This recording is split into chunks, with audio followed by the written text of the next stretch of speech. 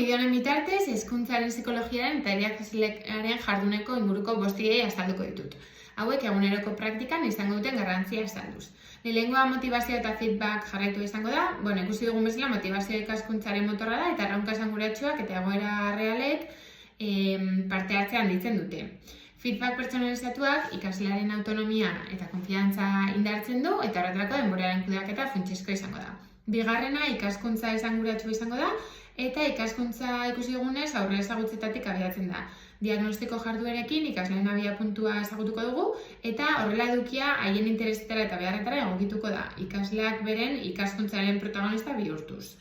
Metodologia aktiboen erabilerari dagokionez, visual thinking, gamifikazioa edo flipped classroom bezalako estrategiak erabiliko dira parte hartzea eta sormena sustatzeko, eta talde lanean oinarritutako proiektu eta erronka txikiek pentsamendu kritiko eta lankidetza garatuko dute. Nahiz eta batzuetan talde dinamiken kudeaketa zaindu behar den horretarako.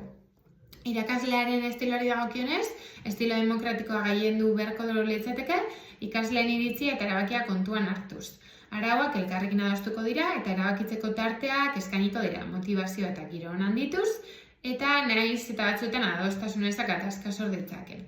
Azkena adimen emozionala izango da eta oso garrantzitsua izango da, eta horretarako entzute aktiboa, empatia eta asertibitatea landu beharko dira.